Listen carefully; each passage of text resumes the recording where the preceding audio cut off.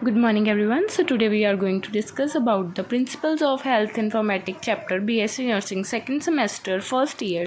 So अगर ये short video है, आप ये देख सकते हो. It is a one shot. But अगर आपको डिटेल्ड नोट्स चाहिए, डिटेल्ड एक्सप्लेनेशन चाहिए, तो आप लिंक डिस्क्रिप्शन में है वो वीडियो भी देख सकते हो. अगर आप दोनों वीडियोस देखोगे तो आपको ज़्यादा अच्छे से बेटर समझ आएगा एंड देन बुक से पढ़ने से ईजिली समझ आएगा. So moving on to the definition of health informatics. ये क्या है? Science of collecting, restoring, processing and communicating health information using information and communication technology, that is ICT, to improve patient care. यानी इसका क्या मतलब है कि पेशेंट केयर को इम्प्रूव करने के लिए, उसकी क्वालिटी को अच्छा करने के लिए ICT मतलब information and communication technology, health informatics का यूज़ किया जाता है. ये एक साइंस है किस चीज़ की? डाटा को, पेशेंट के डेटा को कलेक्ट करने की, उसे स्टोर करने की, प्रोसेस या मॉडिफाई करने के लिए. जैसे कि अब मॉडिफाई क्यों करना पड़ेगा? जैसे कि अब फ्यूचर में पेशेंट कोई फॉर एग्ज़ाम्पल कैंसर पेशेंट है, तो वो बार बार अपना फॉलोअप के लिए आएगा ना. तो फॉलोअप के लिए जब वो आएगा तब हम उसकी दोबारा से जो इन्फॉर्मेशन, नए टेस्ट अगर कोई करवाए होंगे तो वो मॉडिफाई साथ साथ ऐड करते जाएंगे. तो इसलिए प्रोसेसिंग. ओके, तो अब बात आती है ऑब्जेक्टिव्स पे. So it improves the quality of the health care, maintains accurate patient record, support clinical decision making, improve communication, enhance research and education. तो डिटेल में बात करें तो it improves quality of health care. Quality तो improve हो ही रही है क्योंकि एक ही जगह पे इतने मल्टीपल सारे जो पेशेंट्स के रिकॉर्ड्स थे वो इंटीग्रेट होके, इकट्ठे होके एक जगह पे डाल दिए हमने, इसीलिए. ओके, उसके बाद आता है रिसर्च में हेल्प करता है, एजुकेशन में हेल्प करता है. कैसे कर रहा है? क्योंकि अब डेटा है इतने सारे पेशेंट्स का तो वो हेल्प करेगा ही. कम्युनिकेशन में कैसे हेल्प कर रही है ये चीज़? जाते हैं हमारे प्रिंसिपल्स. इसमें क्या है कि accuracy of the data accurate होगा, एरर्स कम होंगे जिसकी वजह से कॉन्फिडेंशियलिटी पेशेंट की मेंटेन होगी, सिक्योरिटी, प्राइवेसी. क्योंकि सिर्फ असेस उन्हीं लोगों को होगा, हेल्थ प्रोफेशनल्स को, जिनको डाटा रिक्वायर्ड है पेशेंट का. स्टैंडर्डाइजेशन होगी, एक्सेसिबिलिटी होगी, टाइमलाइननेस, इंटीग्रिटी मेंटेन होगी पेशेंट की. यानी वही कि पेशेंट का डेटा इधर उधर नहीं होगा. एविडेंस बेस्ड प्रैक्टिस है ये. एथिकल यूज़ ऑफ इन्फॉर्मेशन है. अभी इसकी लिमिटेशंस भी हम पढ़ेंगे जिसमें ये चीज़ें आएंगी, तो वहाँ डिटेल में पढ़ेंगे.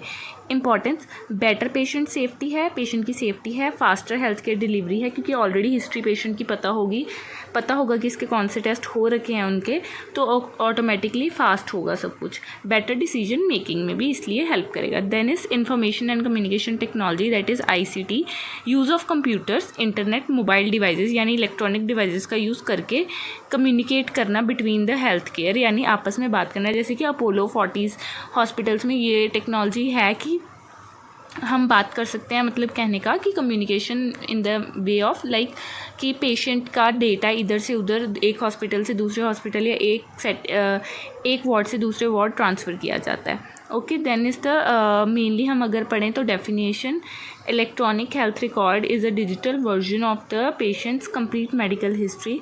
कंटेंट्स इसमें क्या है? पर्सनल डिटेल्स पेशेंट की होती है, medical history, diagnosis, laboratory reports, medication, nursing notes, treatment plan, ये सब होता है. एडवांटेजेस क्या है इसकी? ईजी असेस है, हमें ढूंढना नहीं पड़ रहा. अगर फाइल में लिखा होता किसी में तो हमें कहाँ हम ढूंढते वो. और इसमें यही है सब कुछ कि वो गुम भी हो सकता है, बर्न भी हो सकता है, कभी फायर लग जाती है या कुछ भी. तो यहाँ पे हमारा डेटा सेफ़ है. अभी कभी कभी लीगल एक्शंस के लिए चाहिए होता है पेशेंट का डेटा, तो 1 सेकंड में बस सर्च करके MRD नंबर फिल करके पेशेंट का डिटेल्स फिल करके वो निकल जाएगा. तो ये इसमें यही है इसकी एडवांटेजेस में. देन पेशेंट के लिए क्या एडवांटेजेस है? बेटर क्वालिटी केयर मिलेगी उसे, इम्प्रूव्ड सेफ्टी, फास्टर डायग्नोसिस क्यों फास्टर होंगे? क्योंकि हमें पेशेंट की हिस्ट्री पता होगी. और नर्सिस के लिए भी ये हेल्पफुल है क्योंकि उन्हें लिखनी नहीं पड़ रही फाइल्स. फिर ये कॉस्ट इफेक्टिव है. कॉस्ट इफेक्टिव क्यों है? एक ही बार जो है पैसे खर्च होंगे, उसके बाद बस मेंटेन करके रखना है उसको, जो कि कॉस्ट इफेक्टिव है बहुत. चैलेंजेस क्या आएंगे? हाई इम्प्लीमेंटेशन कॉस्ट, वही कि लेकिन स्टार्टिंग में बहुत ज़्यादा पैसे लगेंगे, तो वो एक चैलेंज भी है. बाद में ज़रूर आराम से हो जाएगा लेकिन स्टार्टिंग में ज़्यादा लगेंगे पैसे. लैक ऑफ ट्रेंड प्रोफेशनल्स, उन्हें पहले सिखाना पड़ेगा कि कंप्यूटर को ऐसे यूज़ करना है, इसे ऐसे असेस करना है, ऑथेंटिकेट करना है अपने आप को, कैसे आपको पासवर्ड फिल करना है, की रखनी है पासवर्ड की ताकि डाटा सेव रहे, प्राइवेट रहे पेशेंट का, और डेटा डेटा इधर उधर ना हो साइबर सिक्योरिटी से बचाने के लिए, तो वो सब चीज़ें सिखानी पड़ेंगी। टेक्निकल प्रॉब्लम्स आ सकती हैं, कभी सर्वर डाउन होगा, डेटा चाहिए होगा, ऑनलाइन ही होगा सारा काम, ऑफलाइन कुछ भी नहीं होगा, तो ये सब, और कोई विंडोज़ में प्रॉब्लम हो जाती है, कोई सॉफ्टवेयर अपडेट चाहिए, तो वो सारी लिमिटेशंस में आ जाएंगी हमारी कि data privacy concerns, cyber security का ध्यान रखना पड़ेगा, स्ट्रॉन्ग पासवर्ड्स रखने पड़ेंगे, सबको पासवर्ड नहीं बताना, लॉगिन नहीं रखना, कभी भी पीसी लॉग आउट करके उठना है हमेशा, तो ये सब हमें सिखाना पड़ेगा उन्हें। नर्सिंग इन्फॉर्मेटिक्स ये वैसे तो कुछ बुक्स में नहीं है, लेकिन due to it's related to age nurses and we are studying BSc nursing, so we have to, तो आप एक बार ये पढ़ लो। Combines nursing science computer science, इसमें कॉम्बिनेशन है नर्सिंग साइंस का, कंप्यूटर साइंस, इन्फॉर्मेशन साइंस, तीनों का। Maintain electronic records of the patient, वही डेटा यानी कि ऑनलाइन फिल करना है पेशेंट का, उसे सेव रखना है। क्लिनिकल डिसीजन सपोर्ट सिस्टम है, ये एक पेशेंट एजुकेशन में हेल्प करता है, क्योंकि नर्सेज जैसे जैसे पेशेंट्स के डेटा पढ़ते जाते हैं तो उन्हें उतनी नॉलेज इंक्रीज़ होती है उनकी। फिर है हेल्थ इंफॉर्मेशन सिस्टम, HIS, ये बहुत इंपॉर्टेंट टॉपिक है, इसे ध्यान से सुनना कि ये health information system is integrated system that manages health के डेटा को मैनेज करने वाला सिस्टम है ये, जो हमने डेटा अभी तक पढ़ा पेशेंट का, ठीक है। इसमें ये नर्सिंग डॉक्यूमेंटेशन भी आ जाती है। ये एफिशिएंट वर्कफ्लो है, बेटर कम्युनिकेशन करता है एक हेल्थ केयर प्रोफेशनल से दूसरे हेल्थ केयर प्रोफेशनल, जैसे कि फॉर एग्जांपल एक सर्जन है और दूसरा नॉर्मल डॉक्टर है, हमारे फिजिशियन है, तो उन्हें अगर आपस में कम्युनिकेट करना है तो ये हेल्प करेंगे डेफिनेटली। एक ही पेशेंट के लिए हमें कई बार 2-3 डॉक्टर्स की ज़रूरत होती है, अलग अलग स्पेशलिस्ट की, तो वो आपस में कम्युनिकेट कर सकते हैं इसकी हेल्प से, तो इसकी वजह से फास्टर रिपोर्टिंग होगी। हमें कुछ ढूंढना नहीं है, कोई फाइल नहीं ढूंढनी, सिर्फ एक सर्च करना है पेशेंट की डिटेल्स फिल करके, एंड हमारे सामने उसका सारा डाटा, सारी हिस्ट्री, प्रीवियस इलनेस, सब कुछ खुल जाएगी कि पेशेंट को किस टाइम पे क्या प्रॉब्लम रही है, सब कुछ। तो उसके लेकिन हमें इसके लिए डेटा सिक्योरिटी के लिए स्ट्रॉन्ग पासवर्ड्स रखने हैं। ऑथेंटिकेशन, सबको पासवर्ड नहीं देना, सिर्फ ऑथोराइज्ड पर्सनस को देना है। एक की रख लेनी है पासवर्ड की, ताकि डेटा सेफ़ रहे, एंड वो हमारी जिम्मेदारी है क्योंकि पेशेंट का डेटा सेफ़ रखना।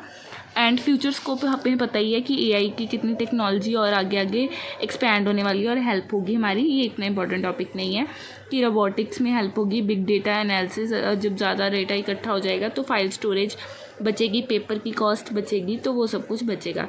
तो हमने आज क्या पढ़ा, हेल्थ इन्फॉर्मेटिक्स के बारे में पढ़ा, CIS के बारे में थोड़ा सा पढ़ा, नर्सिंग इन्फॉर्मेटिक्स के बारे में पढ़ा। Health information improves health care and integrating technology with health services.